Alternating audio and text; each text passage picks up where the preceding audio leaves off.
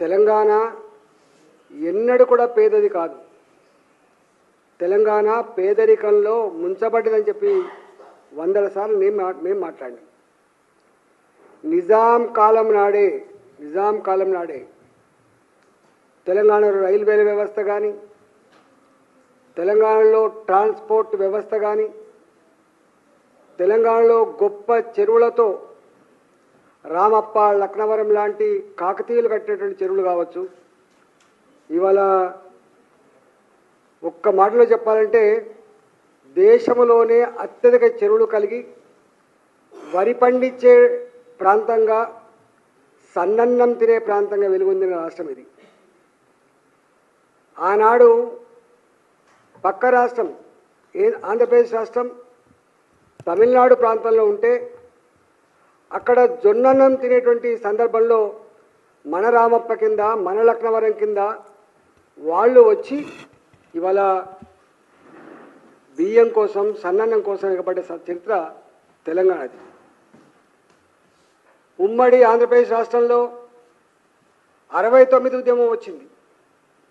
నిధులు మావి, సొమ్ము మాది, సోకు మీద అవుతుందని చెప్పి, ఉద్యోగాలు మావి, మీరు అనుభవిస్తున్నారని చెప్పి 69 ఉద్యమం జరిగింది. ఆనాడు 6 పాయింట్ ఫార్ములా వచ్చింది, అదొక సబ్జెక్టు. తెలంగాణ ఉద్యమం కొనసాగుతున్నప్పుడు అనేక సందర్భాల్లో ఇవాళ తెలంగాణ స్వయంగా అభివృద్ధి చెందిన ప్రాంతం ఇది.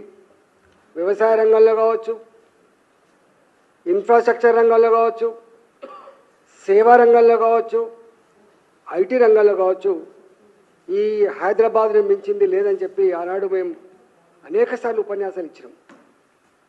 మొత్తం ఆనాటి సమైక్య రాష్ట్రానికి 50% పైబడి ఆదాయం ఒక హైదరాబాద్ నుంచే వస్తుంది. 23 జిల్లాలను సాధేటువంటి ప్రాంతం హైదరాబాద్ అని చెప్పి ఆనాడు మేము అనేక సందర్భాలు చెప్పినాం. కానీ అలాంటి రాష్ట్రాన్ని ఒక వ్యక్తిని దృష్టిలో పెట్టుకొని, ఒక పార్టీని దృష్టిలో పెట్టుకొని ఇవాళ ఇది దివాళా తీసిందని చెప్పి పదే పదే చెప్పడం ద్వారా ఆయన దివాలా కోరుతనమేందో అర్థమైపోయింది.